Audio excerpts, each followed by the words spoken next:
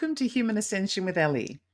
Today, we're continuing on with our examination into the question of whether it's possible that a man who possesses quite arguably the most recognized surname in the world at this very moment could in fact be the Antichrist that's been prophesied by the Bible more than 2,000 years ago.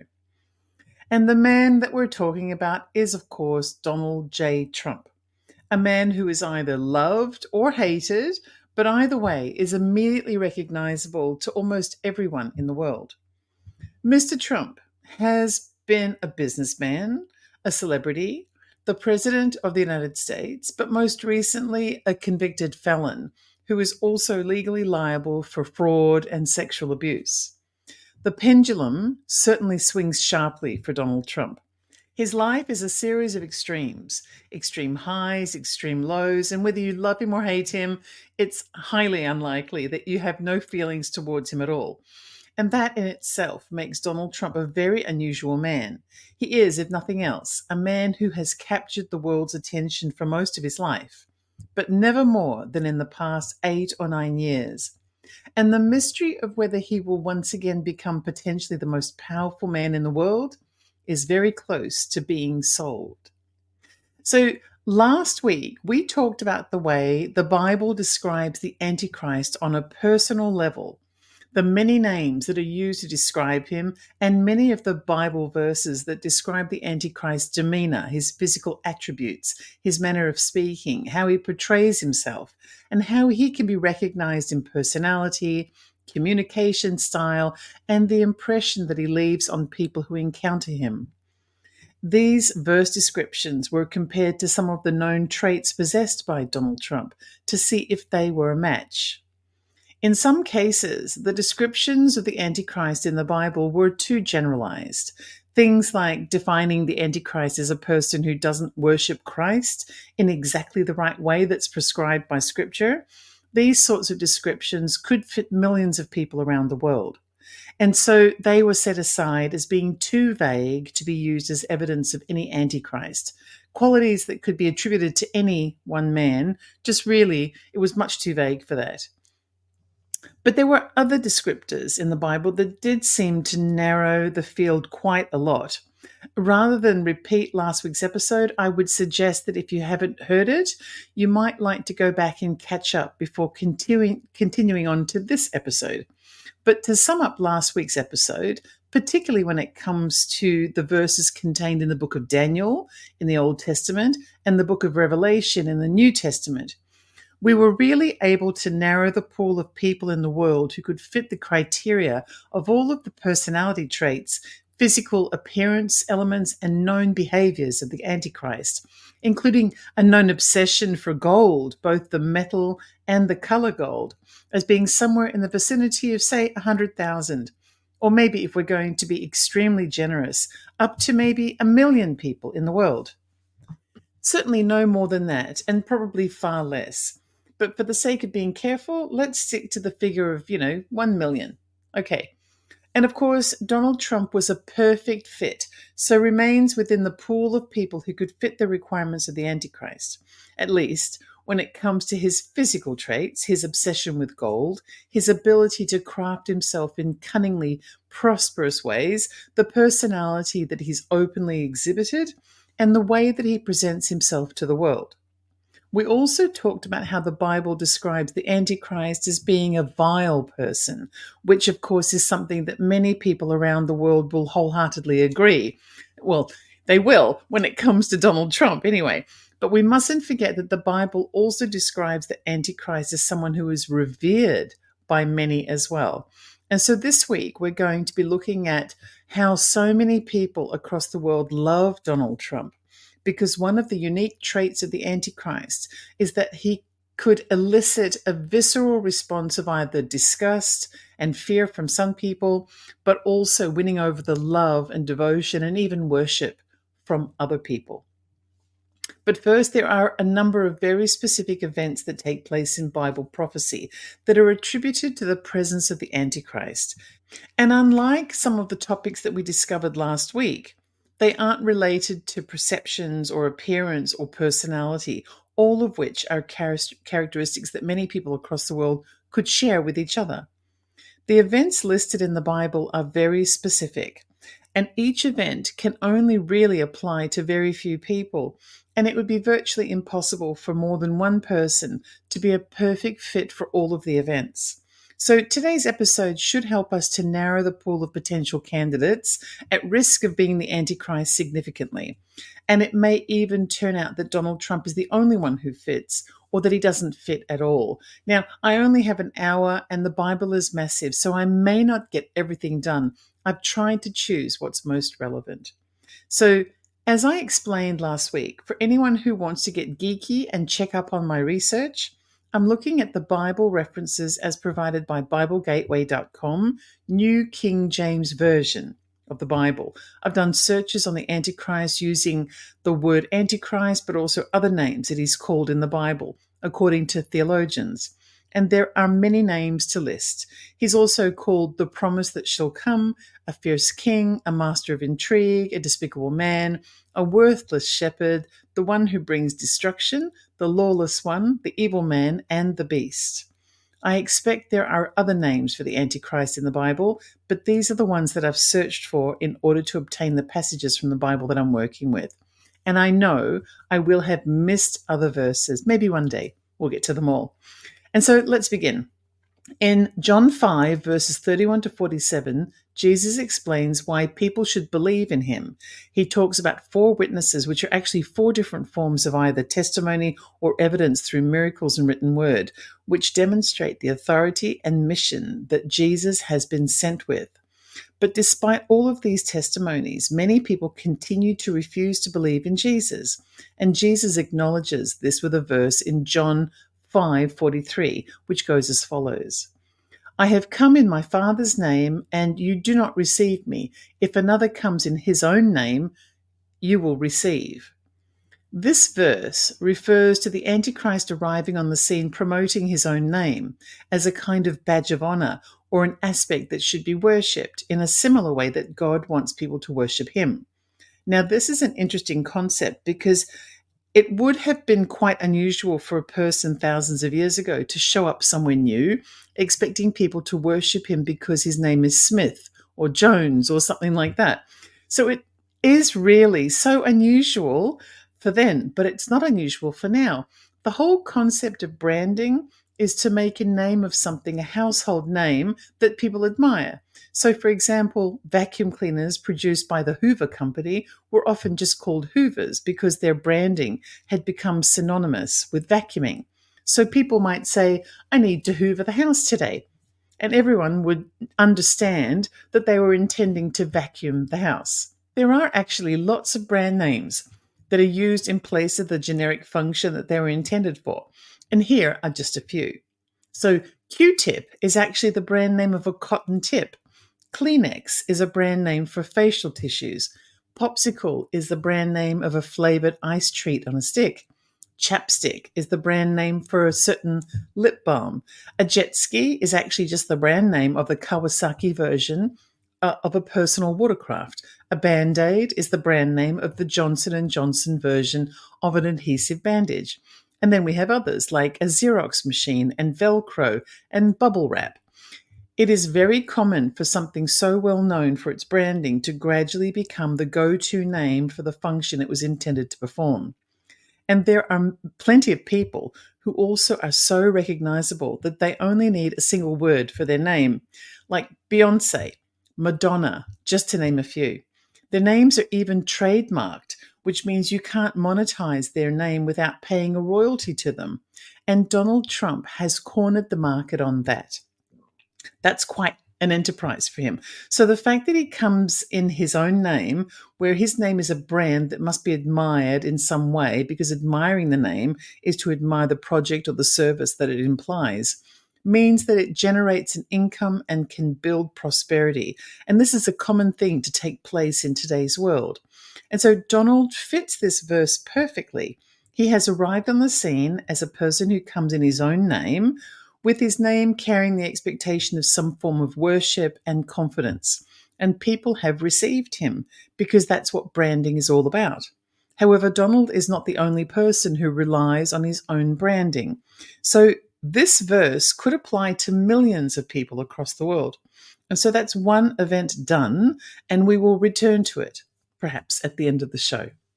Okay, so before we get to the next event, I just want to mention a reminder that in last week's episode, we talked about the Bible's references to the Antichrist as the little horn. And the little horn is like a little trumpet, and trump is a little trumpet. So there is a fit there as well. The references to the little horn, along with the fascination with gold, were actually quite distinguishable features of the Antichrist that really narrowed the pool of potential candidates across the world. And I wanted to be sure to keep these two features of the Antichrist in mind today because they are so specific. Right. So the next verses that I wanted to go over is the ones that appear in 2 Thessalonians 2, verses 1 through 5, which say, "Now, brethren, concerning the coming of our Lord Jesus Christ and our gathering together to him, we ask you not to be soon shaken in mind or troubled, either by the Spirit or by word or by letter, as if from us, as though the day of the Christ had come. Let no one deceive you by any means, for that day will not come unless the falling away comes first, and the man of sin is revealed, the son of perdition, who opposes and exalts himself above all that is God, that is called God, or that is worshipped, so that he sits as God in the temple of God, showing himself that he is God." Now, there is a lot to unpack in these 5 consecutive verses. It's actually a goldmine of things to compare against Donald Trump and the circumstances surrounding him that we're aware of. So let's take it verse by verse and break it down just a little. The first few verses are a message to righteous Christians explaining that they shouldn't let every little thing that they hear and see worry them, because the unfolding of the passage of time until Jesus Christ returns is very specific, and Jesus will only return when everything has unfolded as it should. So they shouldn't fall into the trap of believing that other things may bring Jesus to return, because they won't. So to make it easier to understand, I'm going to jump to verse 3 now, which says, "Let no one deceive you by any means, for that day will not come unless the falling away comes first, and the man of sin is revealed, the son of perdition." Okay, well, the son of perdition is the son of Satan, who presides over hell. And the man of sin is the Antichrist, who can be identified by his full embrace of the 7 deadly sins, because he's the man of sin. So let's remind ourselves of what those 7 deadly sins are. Okay, pride, greed, envy, wrath, sloth, gluttony, and lust. So in last week's episode, we covered pride with the Bible's description of the Antichrist being a prolific boaster who uses pompous words to elevate himself at every opportunity. Donald ticks that box wholeheartedly. So next is greed and the grabbing of whatever riches and prosperity the Antichrist can get. I think by virtue of being a billionaire who has amassed great wealth throughout his life, but is certainly not known for being philanthropic or, and being notorious for not paying contractors, continuously seeking donations from people who are far less prosperous than himself, surrounding himself in luxury and with the ongoing expectation of luxury. I think it's safe to say that Donald Trump is a little greedy. The next sin is envy, which is about wanting to come first, to be special, and resenting anyone who might have a better or who may be more admired or chosen above him. Well, Donald Trump has also exhibited the envy trait more than once. For example, it's even been said that he fired White House staff who became too popular with the press or were getting more attention than him. For example, Anthony Scaramucci, his White House press secretary, only lasted, I think it was something like 11 days in the job, because his early attention-grabbing moments set Donald off. And Donald Trump also had a falling out with Australia's Prime Minister when he first came into office, because the Prime Minister refused to agree to an official state visit with all the military bells and whistles. The news over here in Australia at the time was that Trump had become angry about the warm reception that had been given to the former President Barack Obama during a visit to Australia. So I guess envy is a fit as well. Wrath is next, Well, Donald Trump is known for his bad temper. There were reports of him trying to strangle a Secret Service agent who refused to drive him to the Capitol building on January 6th during the riots. And he was reported to have ordered a Syrian airstrike in anger. Back in 2017 or 18, he was accused by his ex-wife of rape when he returned from a surgical hair regrowth procedure in the 1980s because the procedure had caused him pain or something. And the accusation was never retracted, but his ex-wife did later make a point of explaining that she didn't consider it to be something that should be charged as a criminal offense. And apparently, that partial amendment to her accusation was the result of her having agreed to a monetary settlement in return for changing her story.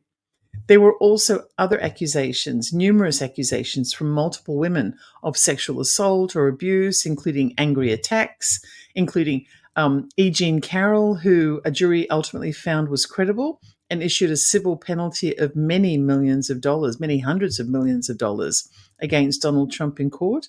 And White House staff who have left employment and later written books, including former press staff, advisors, military personnel, intelligence staff, and personal biographers, who have all included references to Donald Trump's tendency to throw wild rages, even throwing things around and cursing profusely and vowing revenge against other people. In fact, Donald Trump has even, in his own words, offered himself up as a vehicle for retribution, which is a form of taking revenge for some perceived wrongdoing from the past. So it might be safe to say that wrath is a good fit for Donald Trump as well. So we have sloth, gluttony, and lust left. The sloth can be both yes and no. Firstly, Donald Trump has plenty of energy for some things, but is slow and lethargic with other things. He's eager to organize a rally, but he's quite a boring speaker. When it comes to his general movements, Trump isn't a sporty fellow.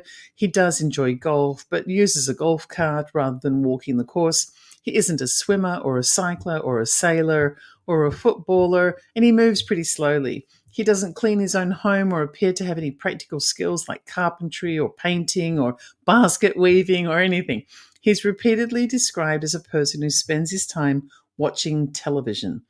But I'll be careful with this one because he also seems to have plenty of energy when it comes to speaking. And as a person who often speaks for a living, that alone, I can assure you, is quite exhausting, especially when you're doing it all day long. So let's call sloth a grey area for Donald.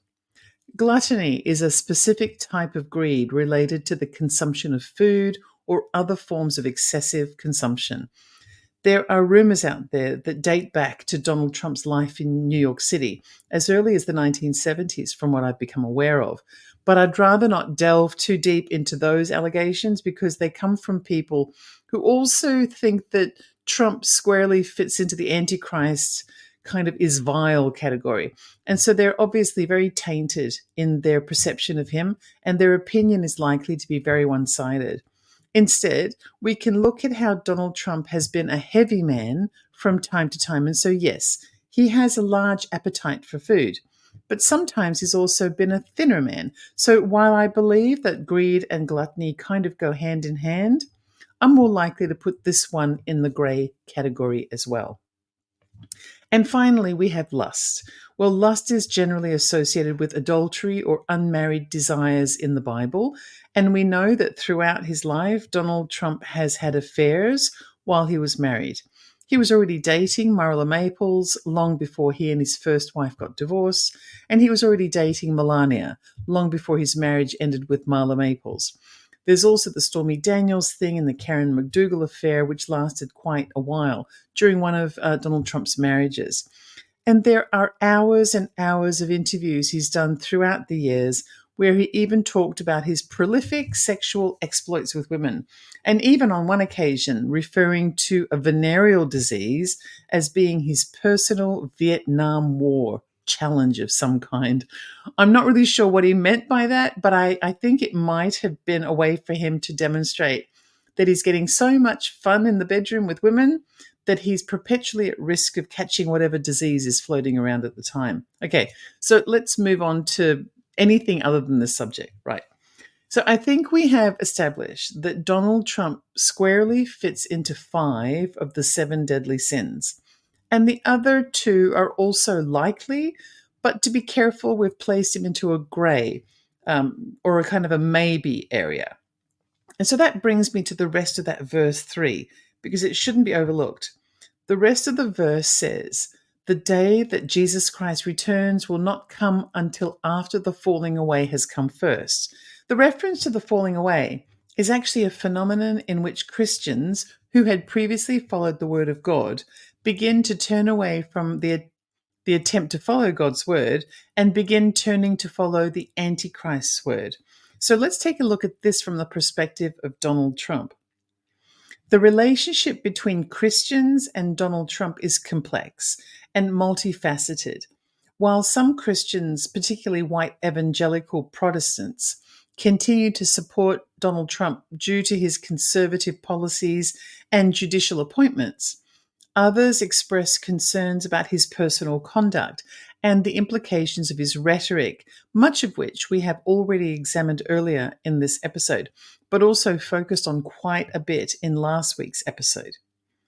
It is really important to remember that just like every other type of community, the Christian community is diverse and includes people with a wide variety of different or varying characteristics, behaviors, and beliefs.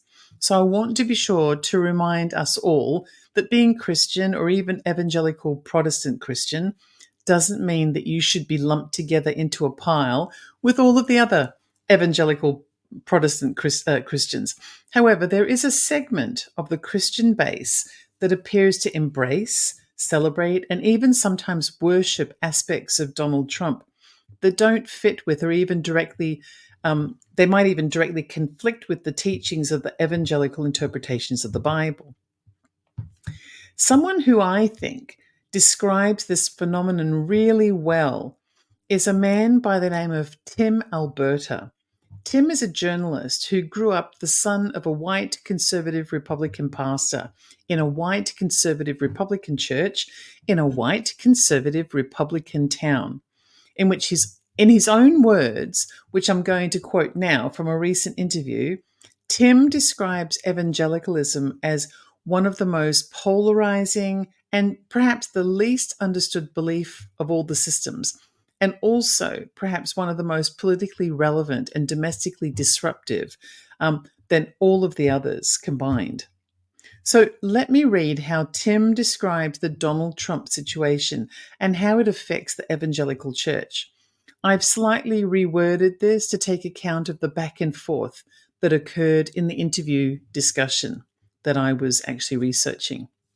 Okay, well, I think what we've seen in the past, maybe 5 or 6 years, is a sort of bubbling over of what's been a low simmering crisis in the American evangelical church for a couple of generations now, which is essentially a divide in the evangelical movement among some Christians who have a theological or cultural or even a political sameness, but who really differ when it comes to the question of emphasis. You have some folks in the church who believe that it's not the job of the church to be out front fighting the culture wars, trying to sort of exert dominance over the country, because they feel as though their identity as Christians is rooted in something far deeper and far more transcendent than just their American identity, as it were. But on the other hand, there is another side of the church who believe that God ordained the United States to spread the gospel of Jesus Christ throughout the world, and that the only effective way to protect their rights here at home is to take a militant approach to politics and to culture. And so even though the larger group of evangelicals believe in the same theology or ideology, they sharply differ when it comes to tactics. And this created ferocious infighting and deep, deep schisms inside the American evangelical church. 40 to 50 years ago, you would hear all of this rhetoric from the evangelical leaders around you, saying that America is on its last legs and the country is in decline and God is being kicked out of America by a secular government. And back then, this was all just empty rhetoric, and the leaders didn't even believe it themselves. but it was a great way to earn TV viewers and radio subscribers, and it was used to build Christian churches and sell books. It was really effective, but it wasn't really rhetoric that they themselves were invested in, as a matter of fact. I think the great difference today is that many of these people who will traffic in terms of this Armageddon style of talk, well, this time they really do believe it. They feel as though the American country as they've known it, the Judeo-Christian foundations of the country, are under assault, and that this is something of a last stand. And they have attached these existential stakes to that fight. And that is what gives this moment such a level of urgency specific to this question of Christian nationalism, because there is no longer a willingness for a lot of these people to separate their identities as Christians from their identities as Americans. And that is a particularly dangerous place for the church to be in. And what's happened is that Donald Trump has become a cult-like figure, and people worship him, and some people even think of him as a godlike character. And of course, on its face, this makes no sense whatsoever, because here is the thrice married, casino owning Manhattan playboy, right? We all know the story.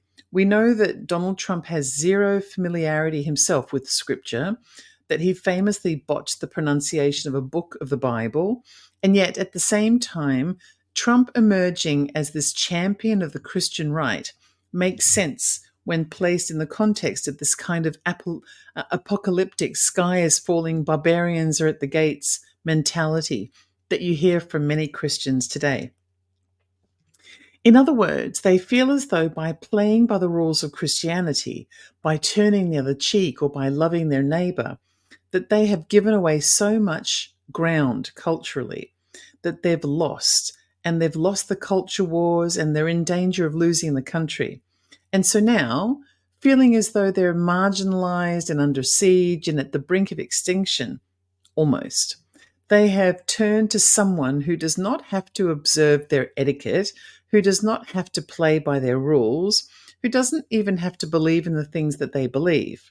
And ironically, they will tell you that that sort of gives him, Donald Trump, the freedom to do things to protect their movement and to fight against their enemies in ways that they themselves would never be able to do. So there you go. I think that this is a very concise and quite a brilliant explanation of what's going on with a segment of the evangelical church who appear in all practical ways to be falling away from the traditional teachings of the church and turning towards it almost worshipping or idealizing Donald Trump as the savior who will, because of how vile and lawless he is, lead the country back towards this safe and solid place that many of them weren't even alive to see back when they believed that it existed.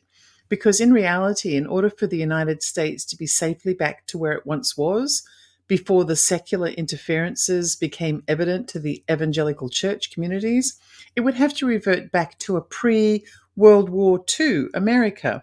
And most of the people who are the most ferocious supporters of Donald Trump, well, they weren't even alive back then. So any perceptions that they have of that America are based on an idealized, romanticized idea from movies or tall tales from parents and grandparents. In reality, the people who were alive back then would have been children with no concept of what the adult world was really like. And anyone who was an adult with a sophisticated understanding of the world and daily life isn't alive anymore. However, Donald Trump has identified this yearning for the romanticized, past and has harnessed it in a really cunning way, just as you might expect someone with the cunning of the AntiChrist would do.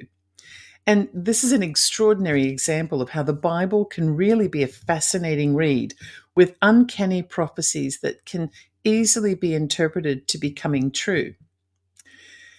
So these verses from 2 Thessalonians chapter 2 are actually talking about a phenomenon that appears to be very distinctly and personally tailored to the Trump phenomenon. It doesn't matter why this certain segment of Christians are falling away from traditional Christian teachings.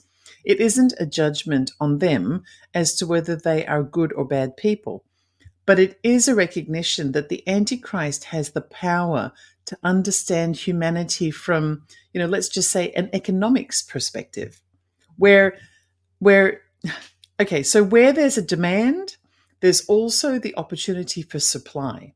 Supply and demand is a concept that comes from economics 1.1. It's what makes the world go round, economically speaking, and it always has. And guess who has a bachelor's degree in economics from the Wharton School at the University of Pennsylvania? Well, Donald J. Trump. Donald J. Trump has an economics degree. Find out what a group of people really, really want, and then offer yourselves up as the person who can supply that service to that group of people. And you don't even really need to have a supply of what the customer base is demanding. If you're a salesperson, all you have to do is sell them the idea that you can give them whatever they want. So does that make Donald Trump the Antichrist? Or does it just make him a clever salesman with a degree in economics? Actually, all he had to do was show up to the first day of class with economics 1.1. It does, in my view, certainly make him a perfect fit for these biblical verses. So before we move on to another verse, let's mop up the last part of this Thessalonians chapter. The final verse in this section relates to the Antichrist considering himself to be above all others, including above God. Let's hear the verse again. It goes, "The man of sin who opposes and exalts himself above all that is God or that is worshipped, so that he sits as God in the temple of God, showing himself that he is God." Okay, at first glance, you might be thinking that this verse is talking about the Antichrist actually thinking he's above God and actually sitting in a temple. But that's not exactly what it says. The words are that he exalts himself above all that is called God or that is worshipped. Well, this doesn't actually mean actual God. What it means is that the Antichrist is positioning himself as being immune from anything that might be higher than him or that may have control over him or constrain him in any way. Now, think about all the things that Donald Trump has declared himself to be immune from. He has repeatedly appealed any court decisions he didn't like. He has spoken repeatedly of rewriting or eliminating the US Constitution. He has refused to comply with or ignored congressional orders and decisions. He's ignored laws about pretty much any constraining measure imaginable. He has refused to answer questions in depositions and testimonies. He has refused to appear in places. He's claimed immunity from prosecution, even after being convicted of crimes. He has directly stated that he has the absolute right to do whatever he wants. And those are his actual words. Donald Trump has repeatedly exalted himself to be above anything that is considered to be the supreme level of determination, which is a bit like being the godlike level of determination. And he has insisted repeatedly that he is higher or immune or has absolute authority above that other level. He is proclaiming himself to have a godlike status when compared to anything that might seemingly sit at a higher level than himself. He is stating that nothing sits at a higher level than him, nothing. And if what he's claiming were actually true, then that would make him God. And anywhere he sits would be a temple. Like I said last week, the books of Daniel and the Thessalonians book are treasure troves of examples that could be aligned with Donald Trump. And this series of verses are some of the most perfect fits that I've seen so far. So let's see what else we can find. The book of Micah, chapter 5, verses 2 through 15, talk about battles between Israel and her enemies, in particular the Assyrians. In some interpretations of the Bible, this Assyrian reference in the passages of Micah 5, 2 to 15 are a foreshadowing of the Antichrist. The relevant passage appears in verse 5, which says, "When the Assyrian comes onto our land and when he treads in our places, we will rise against him." This verse is sometimes used to describe the Antichrist as being from Middle Eastern descent. However, the verses do not explicitly mention the Antichrist or any of his known names. And other passages in the Bible refer to the Assyrian as being something that is of God rather than the Antichrist. For example, in Isaiah 10:5-12, the Bible speaks of the Assyrian as the rod of God's anger. For this reason, there are as many scholars who disagree with the interpretation as those who believe it. And because of the lack of general consensus, I think it's largely unwise to consider whether it could apply to Donald Trump. What is universally accepted by scholars is that the Bible's references to the Assyrian represents historical enemies of Israel, and many believe that this is not a description of the Antichrist. So I'm not going to compare it. Other than the belief by some that the Antichrist is from Middle Eastern descent, though, there are also passages that indicate that the Antichrist comes from Roman descent. The Bible does not explicitly state that the Antichrist will come from Roman descent. However, there is a variety of passages in the books of Daniel and Revelations that are heavily relied upon as being indications about the Antichrist's Roman origins in the end times prophecies. So let's look at the most relevant verses in these books. The book of Daniel talks about 4 beasts, which refer to 4 empires that rise and fall. The 4th beast is believed to be the Roman Empire. The beast has 10 horns, and the little horn, which we discussed last week, was relevant to the abbreviation of the word trumpet to Trump, and how uncannily it fit with Donald Trump's family name, keeping in mind that his family name was originally Drumpf, which is a German word that translates into Trump, and so was an obvious way in which to anglicize the family name when Donald's grandparents immigrated to the United States.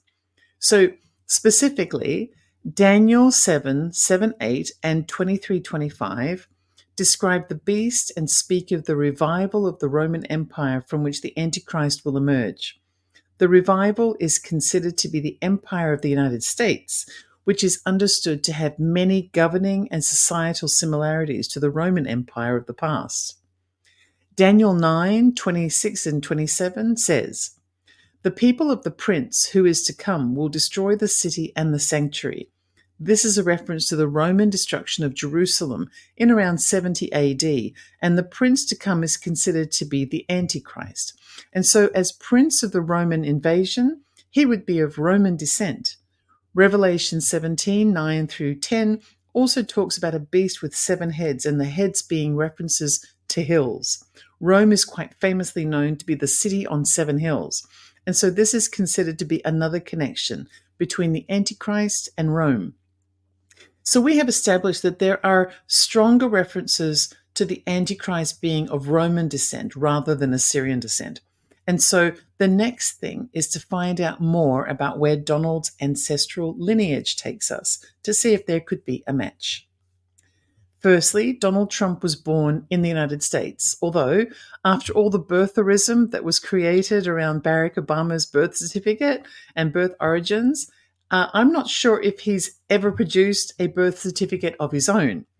For today's episode, however, I'm just going to have to take it at face value that Donald Trump was born in the United States. Donald's mother was born in Tong, which is a village in the Isle of Lewis in the Outer Hebrides of Scotland. A bit of research into the area demonstrated that whilst the Romans did settle in areas of Scotland, they stayed within the mainland and did not spread out to the islands. So it's far more likely that Donald's mother has Norse or Viking background in her blood rather than any kind of Roman lineage. Donald's father, on the other hand, comes from Karlstadt, which is a village in the Palatine region of Germany, which has a rich history of ethnic settlements, including Roman settlement. Between around 79 BC to around 400 AD, the Romans were present in Karlstadt and included merchants, wine growers, and legionnaires. So there is a possibility that a DNA sample of Donald Trump could bring up possible Roman DNA factors. However, I thought I'd check up on the language origins of Donald Trump's original family name, which is Drumpf. Drumpf is a squarely German word deriving from early German word Trumpf, which means to bang on a drum or blow on a trumpet or to be victorious in battle. The word Drumpf or Trumpf in German has no relationship to Latin or any Roman language elements. So this would preclude Donald Trump from being of Roman descent, if we're relying on his mother's lineage or his father's family name. But his family's ancestral line in Kalstadt does make it possible that others in his ancestral line were from Roman descent, which of course could have transferred in via the marriages within the Drumpf ancestral family. So when it comes to location, there is a chance that Donald Trump might fit the Antichrist description of ancestry or ethnic origins, but it's only a chance, and that doesn't narrow the pool of candidates at all. So we'll keep that in mind and move on. So there are verses in the Bible that talk about how the Antichrist appears before us during the end of times, not because of his own power to do so, but because Satan performs trickery that allows the Antichrist to rise up from the shadows. Let's look at some of these verses. 2 Thessalonians 2:9 says the coming of the Antichrist is after the working of Satan. Daniel 8:24 says his power shall be mighty, but not by his own power. So how does Donald Trump fare against these principles that the Antichrist isn't really the power? It is Satan's power that gives him his power. Well, there are many examples in Donald Trump's background that can be used to show a correlation. Firstly, he claims that his father only gave him $1 million to play with and that his lifelong wealth was a result of his own business acumen.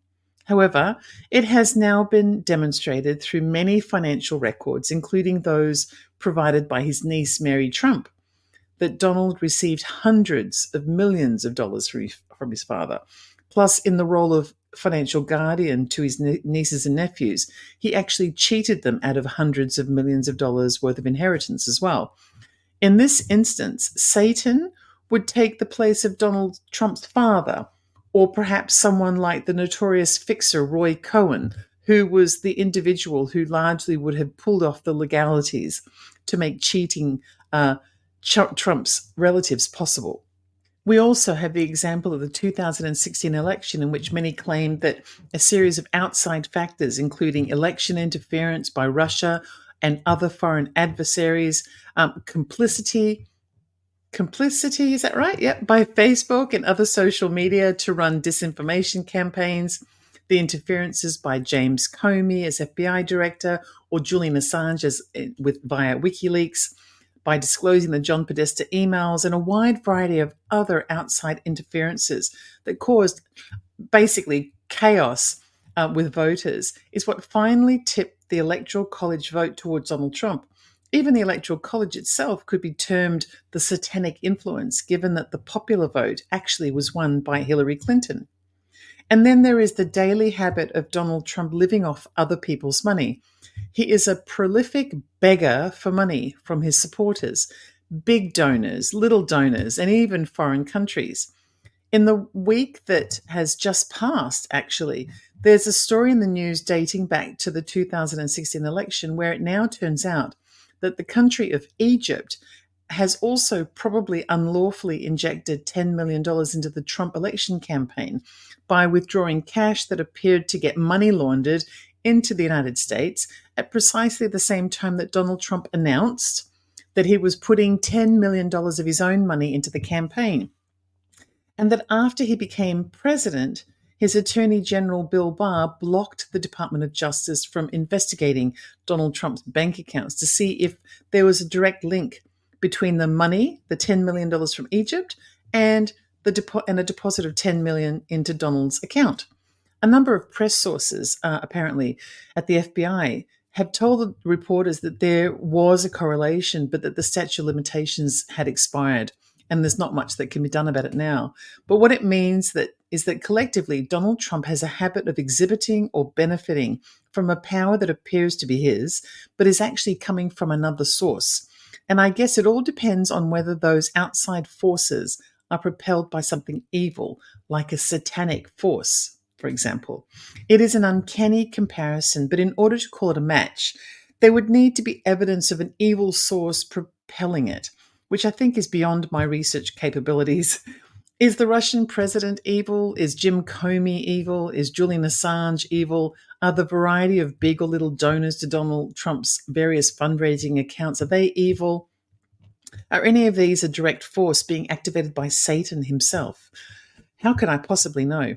So, okay, We've been testing a few of the best known passages in the Bible related to events that give rise to the Antichrist and checking them against the things that we know are true about Donald Trump and his rise to the presidency.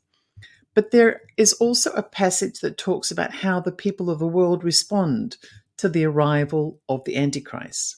So Revelation 13:3 says, "And the world marveled and followed the beast." And yes, goodness me, there really has been no other man ever to live on earth who has captivated the world and kept people at every corner of the globe completely enthralled by him, chasing every comment that he makes, watching his every move, talking about him non-stop, so much as Donald Trump. Partly it's because of the internet. It's a phenomenon that never existed in earlier times, in which a man like Donald Trump could have existed as well. There is a possibility that Donald Trump would have faded off into oblivion if he'd appeared before the internet and things like Twitter and the 24/7 instant news cycle made it possible for people to follow him so closely. However, the Bible doesn't clarify about the internet or any special circumstances that make it possible for Donald Trump to be treated differently. It simply says that he will be marveled and followed if indeed he is the Antichrist. This is one of the verses that could really only apply to Donald Trump if he also meets the other Antichrist criteria. If nothing else, it goes to show that he is really quite a unique individual who has managed to tick a lot of boxes so far. So let's get a few other verses from the Bible covered here quickly. In Daniel 11:30, it says that the Antichrist shall adorn his home with gold and silver, and the god of forces and other precious stones and pleasant things. And yes, photos of Donald Trump's Trump Tower covered from head to toe in gold, and the stories about Trump's gold toilets, and the paintings of the Greek god Apollo on the ceiling of his penthouse apartment all fit this description, kind of. This is a very specific reference, though. I tried to find a relevance between the painting of Apollo and the phrase God of forces that appears in the verse, but there really isn't one. The painting of Apollo is a positive one about the passage of time and the promise of a new day. This could be interpreted by someone in any way that they choose to interpret it, whether positive or negative, but that would be quite a manipulation of the artist's original intention when he first painted the mural, so I'm not going to do that. And the verse's reference to the god of forces is a completely different thing. Yes, Apollo is a deity that has both Greek and Roman significance, just as the god of forces does too. But whilst the god of forces is believed to be militaristic and destructive, Apollo has always been known to be a deity representing the sun and light, music and dance, the healing of diseases, and truth and knowledge. I do wonder at the fact that the Bible says that a deity will be worshipped in the Antichrist's home with gold, and the Trump Tower mural of Apollo is also adorned with gold. But that's as much as I think I can say without trying to put my thumb on the scales here. And quite frankly, even if he's a person I like or dislike, I believe that Donald Trump still deserves for me to be honest in my analysis. So on this particular verse, I think it's interesting but not conclusive. And it is very specific. So I think it really would have to be very conclusive for it to be a fit for Donald Trump. Now, I'm reaching the end of the hour, and there is still so much more to look at, but I guess I've done what I can in 2 episodes, and perhaps if it becomes relevant down the line, I can always pick up where I left off. But there is still one more passage that I think will help to give us a very clear sign of how Donald Trump has what might be the most uncanny closeness to the words of the Bible. And really, I could go on because there are so many more examples covering a wide variety of different topics. But let's end with these series of verses from 2 Thessalonians 2, 7 through 12, which say something quite profound in their simplicity and their conciseness. And of course, the striking resemblance to Donald Trump.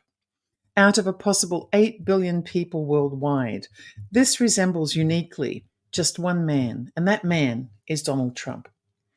In the preceding verses, Jesus has been addressing the people and warning them not to be confused by events that may appear to come from him. He says that times will come when it will appear that the end times are here. but they won't be until a series of events occurs first. And then he will arrive, and the end of times will be upon us. And then he says the following, and I'm reading here from verse 7 onwards. The mystery of the lawlessness is already at work. He who now restrains will do so until he is taken out of the way. And then the lawless one will be revealed, whom the Lord will consume with the breath of his mouth and destroy with the brightness of his coming. The coming of the lawless one is according to the working of Satan, with all the power, signs, and lying wonders, and with all the unrighteous deception among those who perish, because they did not receive the love of the truth, that they might be saved. And for this reason, God will send them strong delusion, that they should believe the lie, that they all may be condemned who did not believe the truth, but had pleasure in the unrighteousness. So let's look at these verses more closely. The lawlessness has been underway for some time, and it won't be stopped until the AntiChrist is revealed, because he simply can't compete with the brightness of a real Christ who suddenly shows up. And it will become instantly obvious when Christ does return, the difference between them. Yes, of course, just like a fake diamond, like a cubic zirconia or a piece of glass, looks really cheap when it's compared to the brilliant sparkle of a finely cut diamond. Or a lighted room, doesn't matter how bright, it just can't compare with the natural light of the outdoors, of the real thing. But who will perish will be the Christians who weren't really Christians at all. They were faking it and ending up, firstly, believing a lie. The lie. I mean, is this the big lie of the 2020 election? Because there are people out there who did fall for the big lie, hook, line, and sinker. They were offered a delusion by God, according to these verses, as a test of their faith. And they demonstrated themselves by failing the test and falling for the delusion and falling away. But not only that, the verses say that they get pleasure by being unrighteous and believing the lie. And yes, we have many diehard followers of Donald Trump who not only believe that he won in 2020, but they make a point of enjoying the prospect of the people they politically oppose experiencing pain. It's a perverse pleasure, which isn't specific to just Donald's supporters. I mean, I'm sure that there are people on the left who have a perverse pleasure when it comes to seeing MAGA supporters experience pain too. I mean, it's human nature. But I am talking specifically about the way in which these series of verses can be applied to the Donald Trump phenomena and that of his supporters. They have believed the lie that defines everything else that they follow in him. There are some who take pleasure in the effect that lying has on others and how it causes pain, and they've demonstrated themselves to be that falling away element of the evangelical church that sits in direct opposition to the truth and of real evangelical beliefs, of quietly worshipping God, learning from the Bible, and attempting to follow the principles of their faith as spoken by God, not as spoken by Donald Trump. It's quite a profound series of verses.